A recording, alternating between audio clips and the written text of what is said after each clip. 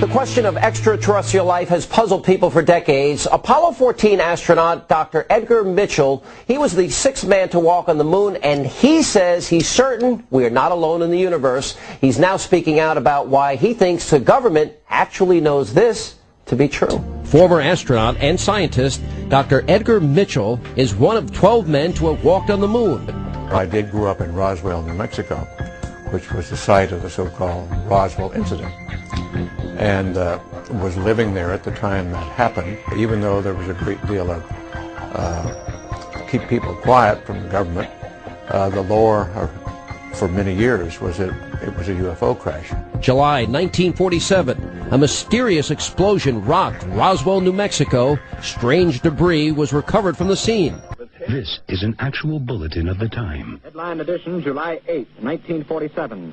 The Army Air Forces has announced that a flying disc has been found and is now in the possession of the Army. Army officers say the missile, found sometime last week, has been inspected at Roswell, New Mexico, and sent to Wright Field, Ohio, for further inspection. At first, the government said the mysterious object was a, quote, flying disc, but later explained that it was just a top-secret research balloon. However, locals and UFO enthusiasts adamantly believe that what really crashed that night was an alien spacecraft.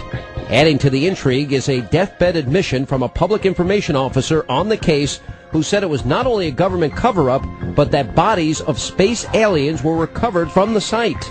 Because I was a Roswell boy, a local person, and also I had the credibility of going into space and going to the moon, some of the locals came to me, and a couple of the military and intelligence people came to me. They wanted to tell their story because they couldn't tell it. They were sworn to secrecy. After hearing numerous accounts from seemingly credible eyewitnesses, Dr. Mitchell decided to dedicate his studies to the research of extraterrestrial life. But why aren't UFO research findings reported to the public? Given all the government secrecy, Dr. Mitchell says he isn't surprised that people are afraid to report their stories to authorities.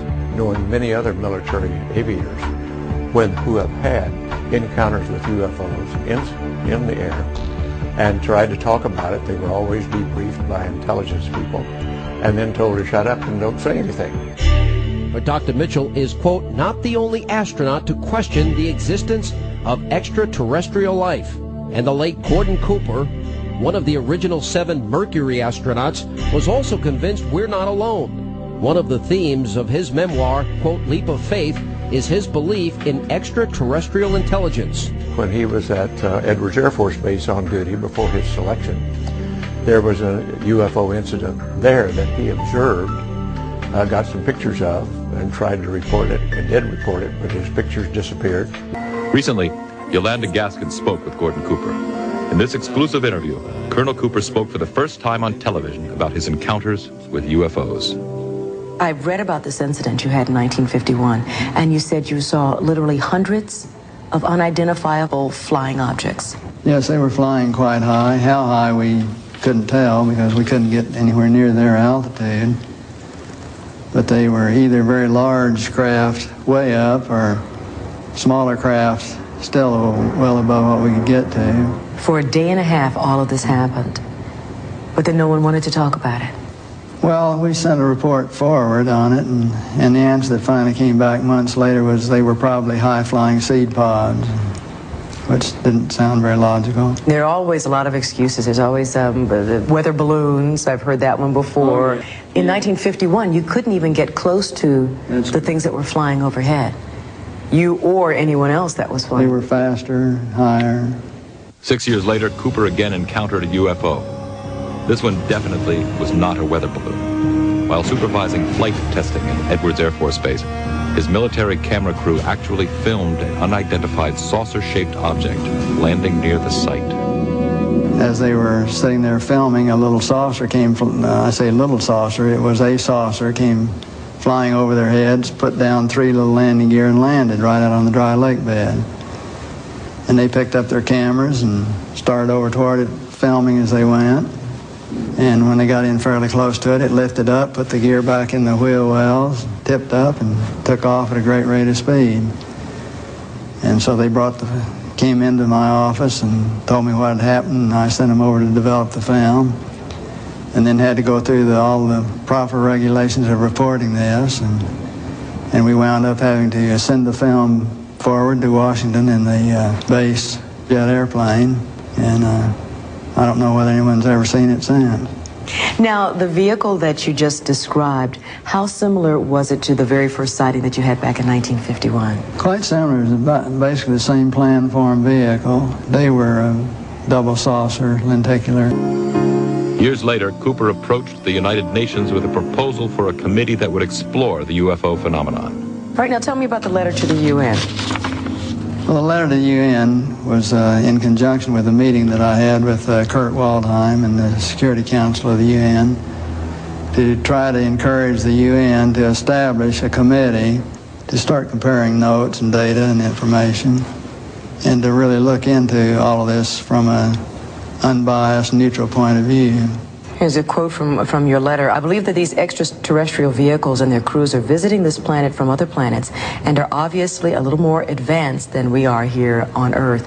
And are you saying that's exactly why governments have been trying to keep this information private, because of that obvious advancement? Very possibly, right. I mean, so you've been briefed on the fact that we've been visited.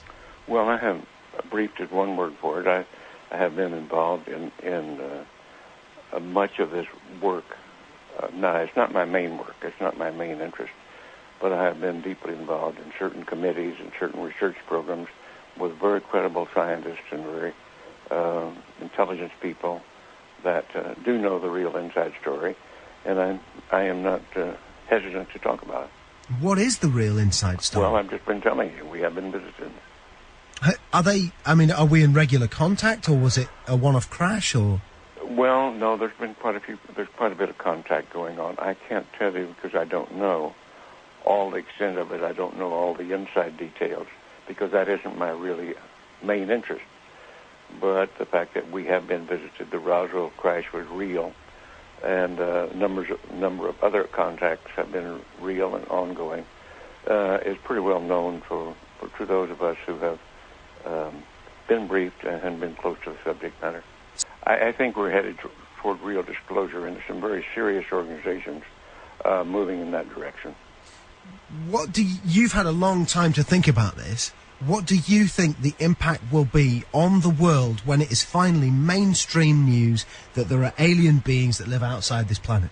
Well, I think at this point it's probably ho-hum, so what's new? I think that certainly in the United States, there's well over 70% of the people now accept this as fact, although they do not know all the correct story. They do know that there has been, or accept the fact that there has been visitation and that there's UFOs in the skies all the time that are very likely alien craft. Now, not all of them are.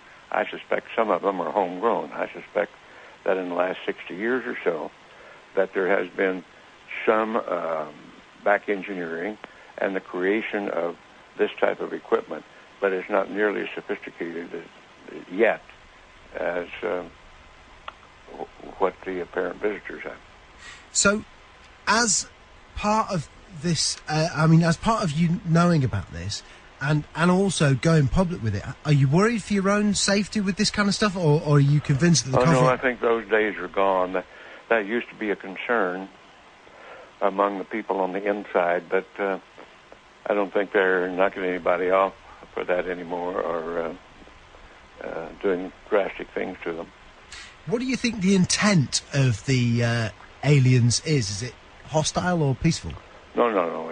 It's not hostile. It's pretty obvious that if it were hostile, we'd have been gone by now.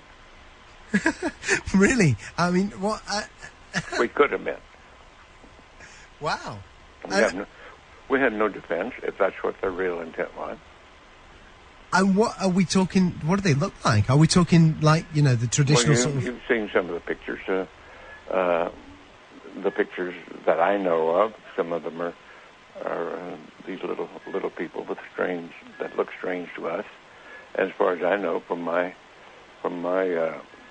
contacts that have had contact, that's pretty accurate.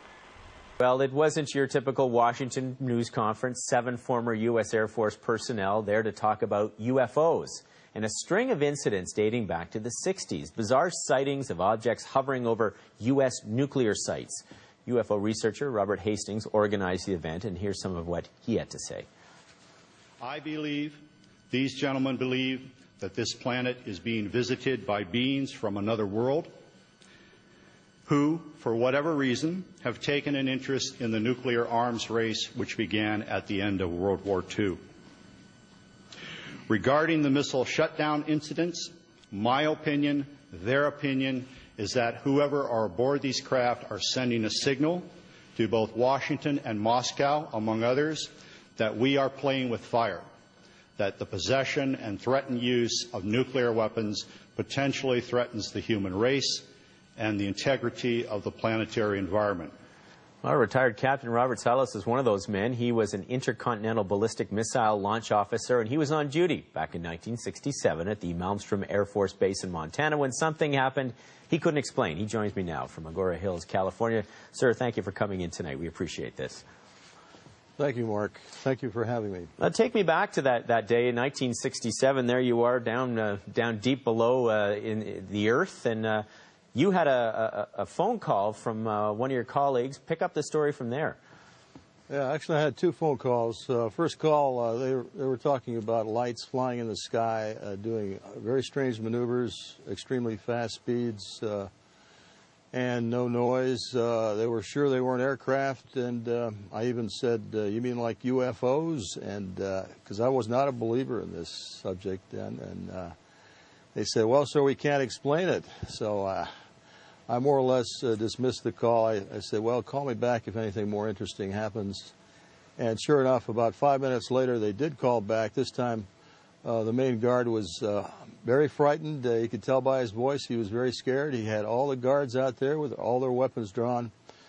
And he said, sir, we're looking at a glowing red oval object. It's pulsating, and it's just hovering or sitting right outside the front gate.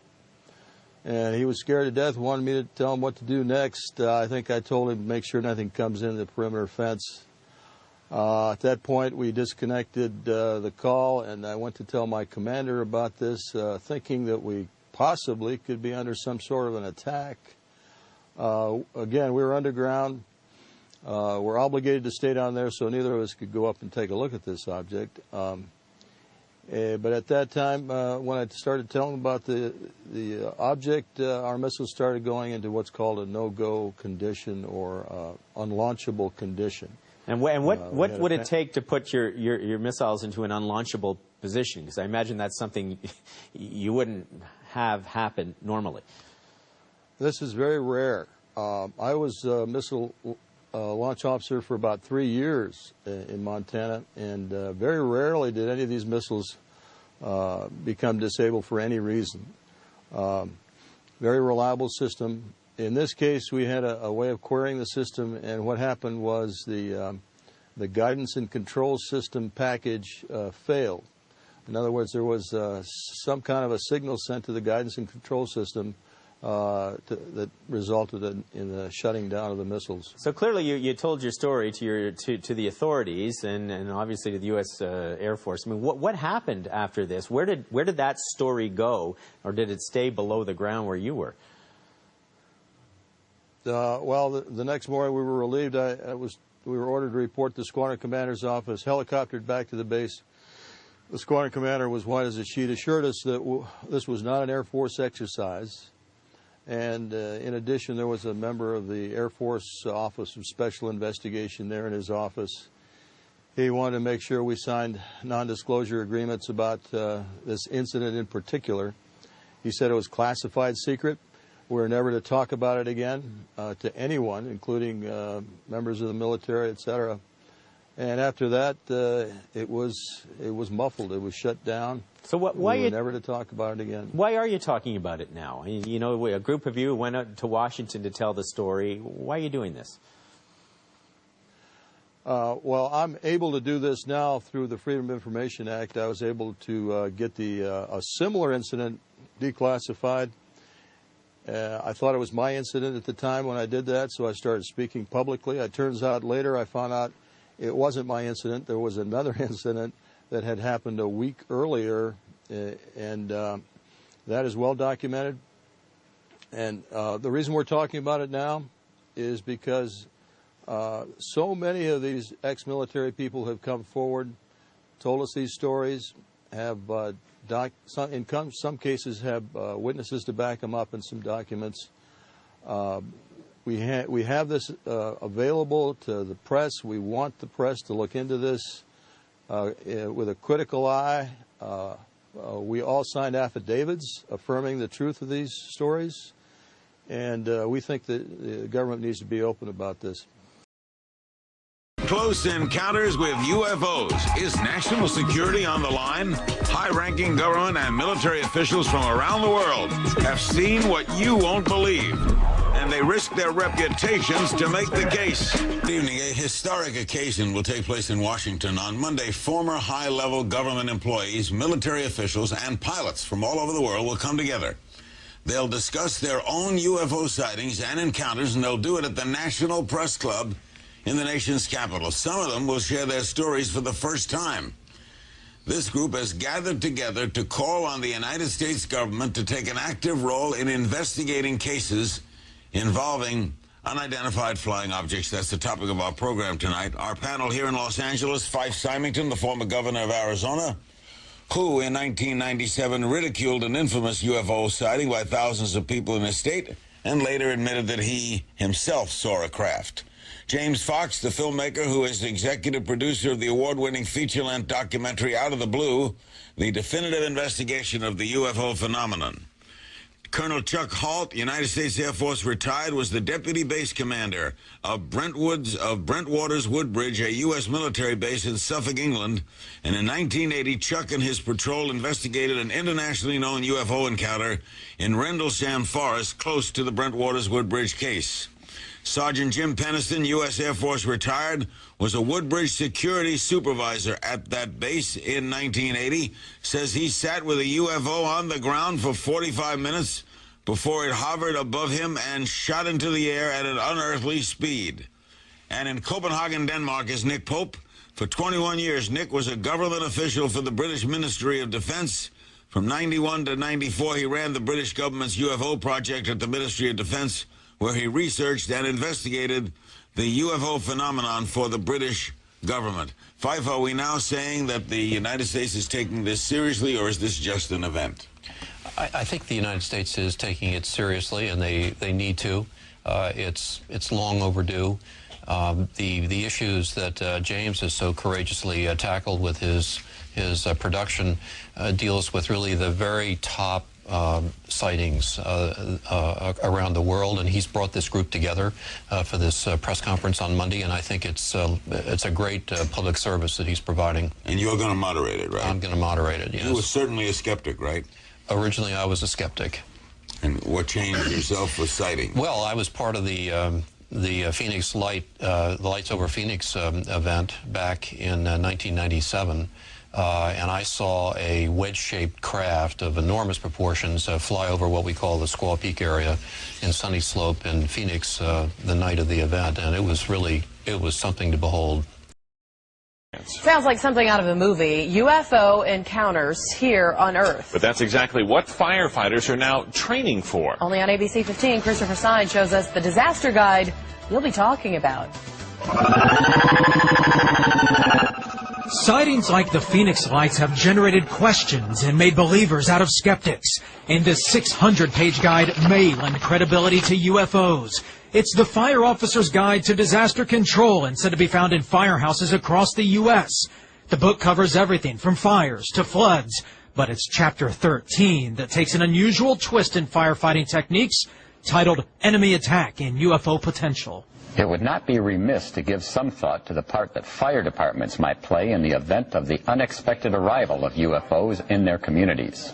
The book, written by 2 retired firefighters, addresses what first responders could encounter. You may have engine trouble upon approaching the scene, and radio contact could be lost with your dispatcher. If at night your headlight could go out, the city could be blacked out, and your portable generators may malfunction. No, this took me by surprise.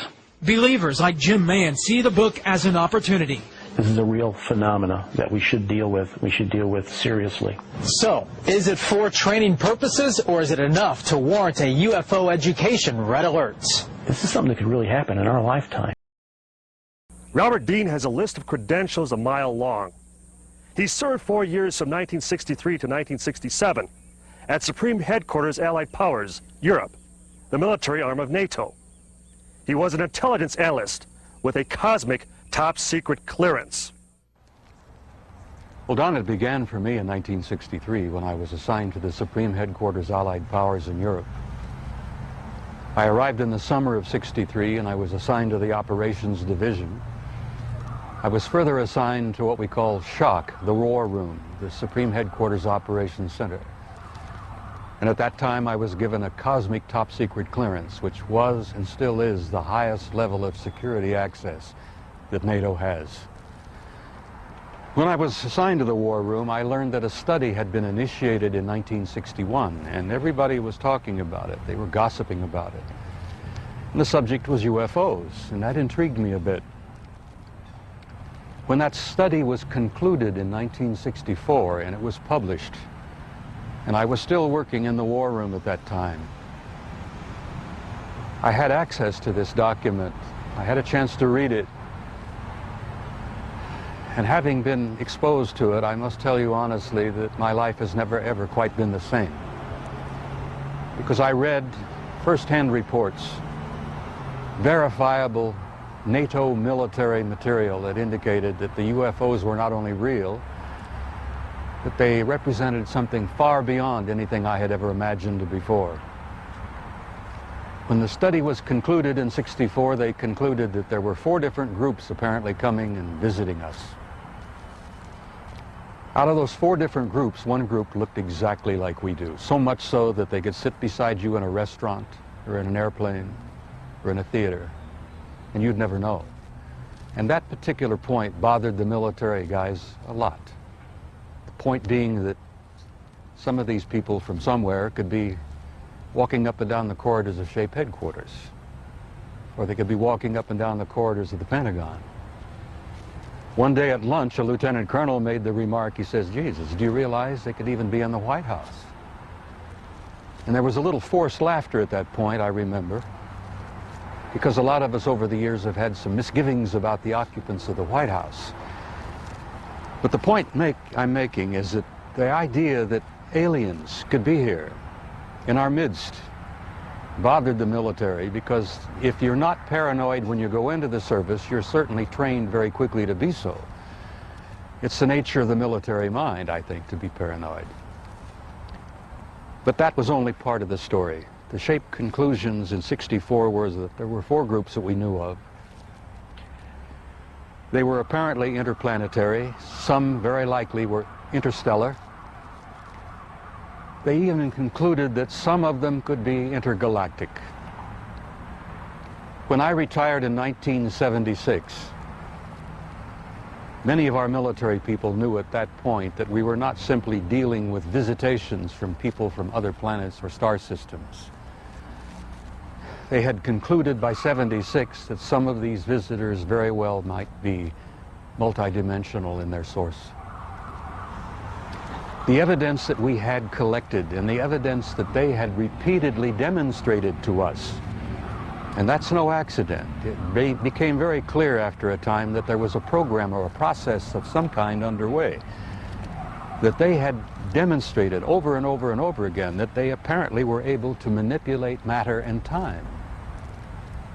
Now, this really shook up our scientists. There are a lot of new young scientists in particle physics today who talk about multiple dimensions. There's a brilliant young professor in New York by the name of Michio Kaku, who has written a brilliant book called Hyperspace, where they talk about 10 separate dimensions.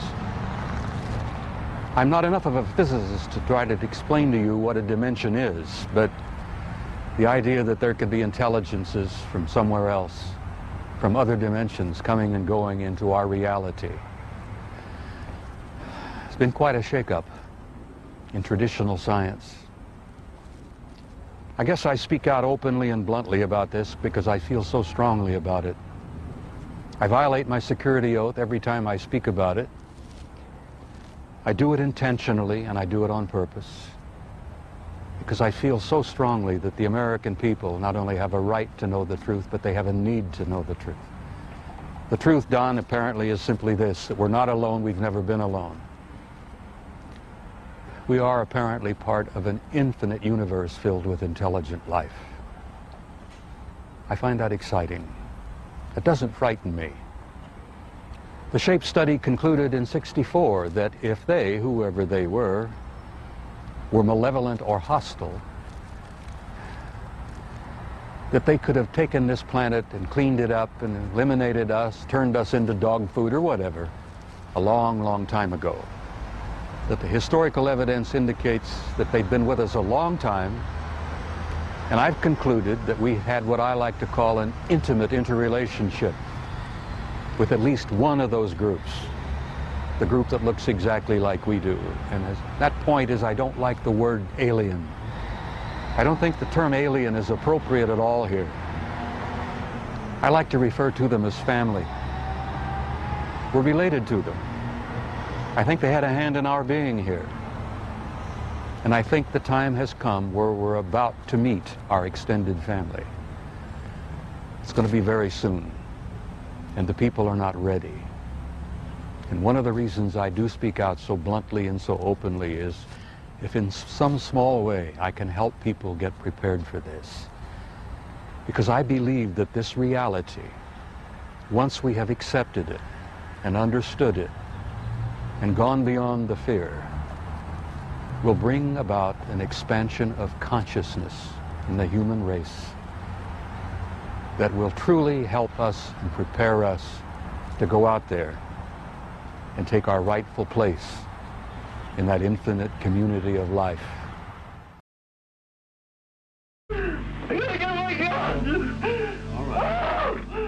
All right, that's all. This tape has never before been heard on network television. It's a 1963 recording of Barney Hill being hypnotized, the session that uncovered the first recorded case of alien abduction. The terrifying events that led Barney and his wife Betty to therapy occurred while they were driving home from Montreal, Canada to Portsmouth, New Hampshire. All of a sudden, I saw what I thought was a new star in the sky. And as we drove along, it kept getting larger and brighter, and we'd stop to look at it. Then it came out over the highway and stopped directly in front of us. So Barney got out with binoculars. He's going to identify this craft. And then he goes out, and this is when he looks up and he sees the people standing in the window looking down at him, and the craft begins to descend. You're not going to wake up. You're in a deep sleep. You're comfortable, relaxed. This is not going to trouble you. You can remember everything now. It's right over my right. What is it? I try to maintain control so Betty cannot tell I am scared. God, I'm scared. It's all right. You can go right on and experience it. It will not hurt you now. I gotta get my gun. I gotta get my gun! All right, that's all. All right, just keep reasonably calm. And I put it in my coat. And then I get out with the binoculars. And it is there. And I look. And I look. And it shifts over. And I think, I'm not afraid. I'll shoot it down if I'm not afraid. And I walk out, and I walk across the road. And there it is, up there. Oh, God damn it! Barney Hill would later make sketches to illustrate his story. It's very big, and it's not that far. And I can see it tilted toward me. Tilted? What does it look like now when you say tilted? Did you see wings? Looks like a big pancake with windows and rows of windows, and I look up and down the road. Can't somebody come and tell me this is not there? It can't be. There's a man. Is he a captain? What is he? It's gonna look at me. He thinks they're trying to grab him. So he runs back to the car, saying they're trying to kidnap us. And we went speeding down the highway. Then there were beeping sounds, made the car vibrate. And then we drove along, and Barney left the main highway onto a dirt road where the people that he had seen on the craft were standing in the middle of the road blocking our way. They stalled out the car motor. And then all of a sudden, the car is headed out of the dirt road. Somehow the car had changed directions. And there was, we knew something had happened, but we were not sure what had happened. For years, the couple was haunted by their 2 hours of missing time. Finally, persistent medical problems led them to seek a doctor's advice. He said, this sounds like medical amnesia. So he sent us to Dr. Benjamin Simon for hypnosis to open up the amnesia. Now, we went to him for 7 months, every Saturday for 2 hours. Dr. Simon decided to use these hypnosis sessions to recover the Hills' lost time, to help them recall the events surrounding their amnesia. Terror overcame Barney as he remembered staring through binoculars at an alien in the UFO. He said he felt like a rabbit paralyzed by the eyes of a snake. Oh, I gotta pull these binoculars away from my eyes. Because if I don't, I'll just keep staying there. Did you hear him tell you this? Oh, no, he didn't say it. You felt he said it. I know. You know he Just did. there, yeah. Just stay there, he's saying to me. It's All right. pounding in my head. Just All right. pull the binoculars away. God, give me strength. All right. Pull them down. Run! Pull these binoculars down and run. God, it says for God, give me strength. I gotta get away. Oh, Betty! All right. We gotta get away, Betty. All right. Calm down. Calm down. UFO researcher Peter Jeremiah has been studying the Hill case for many years. The entities dragged Barney, and I understand that Betty walked herself, but was, kind of fighting them as they went up to the craft. They were taken aboard a UFO and given separate medical examinations. And then they tried to insert a needle-like instrument in my navel. So then they roll me over on my back, and the examiner has a long needle in his hand, and I see the needle, and it's bigger than any needle I've ever seen. And I asked him what he's going to do with it, and he said just a simple test of therapy. And I asked him what, and he said he just wants to put it in my navel. And it's just a simple test.